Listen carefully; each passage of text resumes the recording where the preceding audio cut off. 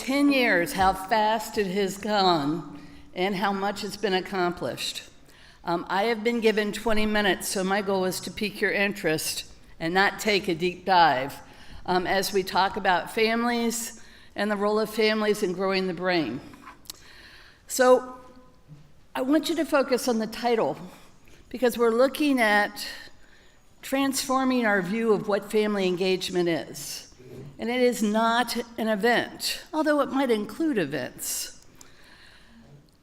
10 years ago, we gathered a much smaller group together to fill out a survey as part of their registration, and we came up with this community definition of readiness. We knew it couldn't just be on children to be ready. We knew that we wanted as a community to be different. And so we focused on community and creating a ready community, and I don't know of another community other than us that has 600 people sitting in a room to support early childhood. We focused on schools and providing support for them, and quality early learning, and providing support for those folks as well, and making sure that we brought them together. We haven't focused very much on families. And part of that is because it's really hard. It's hard to measure. It's hard to get people to come. It's hard to figure out how to navigate. But as Robin just said, we have a 20-point difference between our African American students in achievement and our white students. And you know what? When you have families who are engaged in their children's learning, you have better academic outcomes. Between 10 and 20 points, better outcomes. So Robin, this could be the super magic sauce that we've been looking for to move that needle. How many of you are familiar with the Family Engagement Collaborative of the Miami Valley? That is wonderful to see. I'm not sure that if I had asked that question 5 years ago, I would see that many hands, but I see a lot of hands that weren't raised. Let me tell you a little bit about our group. Our group crosses disciplines. It's a group of people who work with families. Might not be their exclusive job, but they have a high commitment to supporting families and to supporting those who work with families.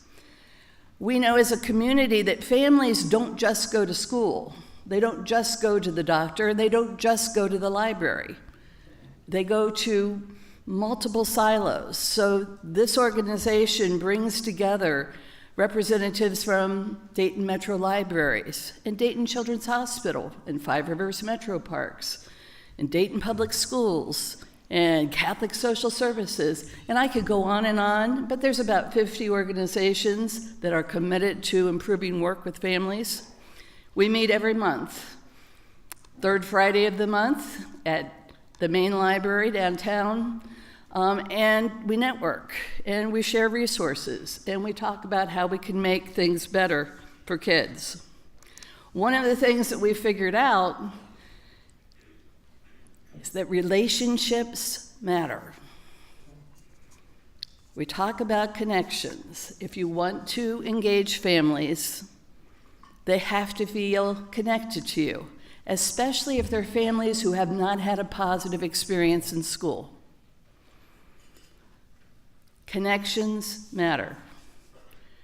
And relationships have to be based on an understanding of cultural differences. This organization has a commitment to moving us from parent involvement, which basically means that you're enfolding or enveloping the family. You're doing to the family, versus what we would prefer is more of an interlocking partnership where you're doing with the family. As a collaborative, we frequently did not see the quality of practice that we needed to see. We spent about a year poring over research, looking at what high-quality family engagement looks like. We coded it, we categorized it, and in the end, we created a tool called the Family Engagement Self-Evaluation, or the FESI, and it focused on and allowed us to communicate what best practice related to family engagement was all about. First of all, we know it's a system. It's not an event. It is pervasive throughout what you do. And there are different ways of thinking about it. And we noticed that we weren't seeing a lot of the practices that we had listed as being very high quality and very important. There is a research base for this. We have developed 4 pillars. Remember, I have 20 minutes, so I'm not going to go in depth, but I will tell you that we have training on the FESI, if you'd like to know more about it, and other resources that the Family Engagement has to offer. Jess, right over there, raise your hand. She can tell you all about it, and she's got flyers, training, information, etc. Our first pillar is building strong family relationships. I've already mentioned how important that is. I mention it again because it's really hard to do. It takes time. It takes a commitment to being present with people. It takes a measure or ability to greet people and to gain folks' trust. That we know that you can't just communicate with, you have to create a communication system that honors the way families communicate. And the way that you find that out is by asking and not assuming. The notes in the book bag on Fridays, not an effective way of communicating. It can be one tool, but a systems approach is needed. We've got to stop bringing families together for the good of the school, organization, or agency. This isn't just about schools. It's not just about social agencies and government offices. But regardless of where families go, we need to make sure that they're going there and their needs are being considered. How many of you been to open house with your kids? I've been to 12 years with 2 kids. Open house is about the organization explaining what their needs are. But very rarely is it about families being able to get their needs met. We got to change that that way of thinking about things and those processes. And finally, and perhaps the most difficult, is we can't just learn about cultures. We have to come to embrace cultural connections and celebrate those differences. So, in the end, when we do this, research is very clear. We can raise achievement scores by 10 to 20%. Kids are less likely to be retained. They have better attendance, better social skills, better behavior. And, Dr. Lasley, they have a tendency to graduate from high school and go to post-secondary education and get a certificate or a degree. So this is, from my perspective, and I would say many people in the Family Engagement Collaborative's perspective, the magic sauce that we need to start thinking about. But that's not enough. We need to take it a step further. I went to an amazing research seminar in Vail, Colorado in 2017, where I learned that the people who grow the brain are families. And we can do what we can do in programs, in early learning settings, but we have to capture the efforts of families, and many families don't know this information. So let me introduce you to Meg. Meg is not this baby. Meg is the magnetoencephalography device that this baby is sitting in. The baby is actually Emma. Emma has a cap on her head with little chips in it. And with that device, they're able to look into her brain and watch the neurostructure develop. The researcher who is using this device for her research is Dr. Patricia Kuhl from the University of Washington. And I had the ability to hear her speak, but before I heard her speak in person in 2017, I watched her very popular TED Talk called The Linguistic Genius of Babies. And if you take a look, you can see it on YouTube. It is phenomenal. It's uplifting. She was so excited in 2010. She was looking at bilingual babies and how you could increase executive function and cognitive flexibility and all kinds of words that I only have 20 minutes and I won't go into. But 7 years later, this is what she found. And she said that it altered her research, her view of what we need to do to prioritize, and found it to be terrifying. So if you look at the left-hand side, you will see a brain of a 12-month-old with a fully formed neural network. And the way that that neural network got formed was that the parents of that child were taught how to interact with that child. They had to pretend this is my phone, put the phone away. They had to greatly reduce screen time. They had to have face-to-face, eye-to-eye contact, where they used a whole lot of words in high-quality ways, including the serve and return method that Robin referred to that Lena was bringing to our area. On the other side, you see a neural network of a 12-month-old who did not have that experience. If we are talking about equity, if we're talking about closing this achievement gap, we need to make sure that all children in this community have the ability to have the neural network that is on the left side. That hasn't worked just to focus on families. This is a community effort that needs to take place. Because families can do this with our help.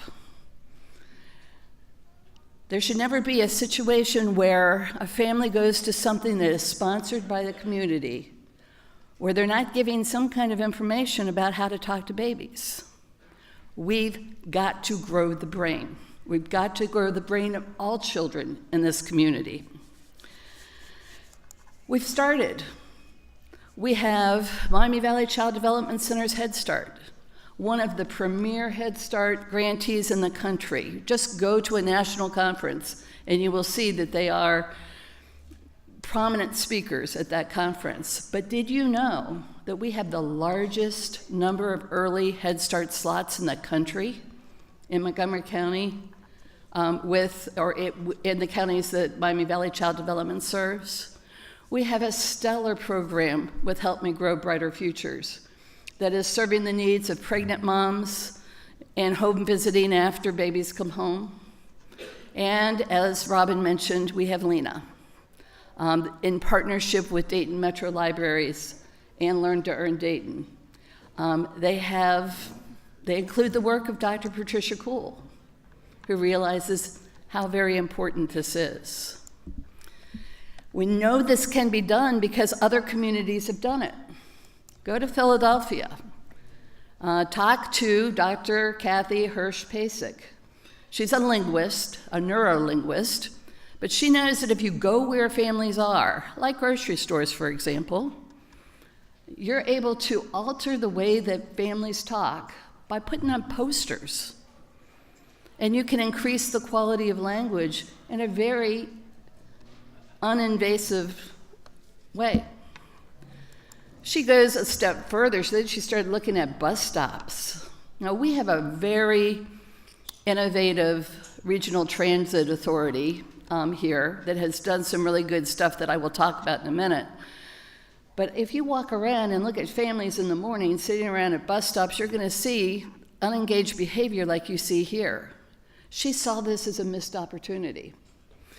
She brought philanthropy and government and educators together, and they created what you can find on the Harvard Developing Child website, the Urban Thinkscape, which is a corner that was a blight with a bus stop of bored kids and parents, and they've transformed it into a brain-building activity that exercises the body and stimulates language. They were able to take it from the left, where you see a parent on the phone and a stressed out baby. In that situation, that would be like the opposite of brain growth. And they turned it into a place where dads would interact, even at a higher rate than moms, with their children. This is a young father and his son solving one of the puzzles that is at this bus stop. Philadelphia did this. Other communities are doing this.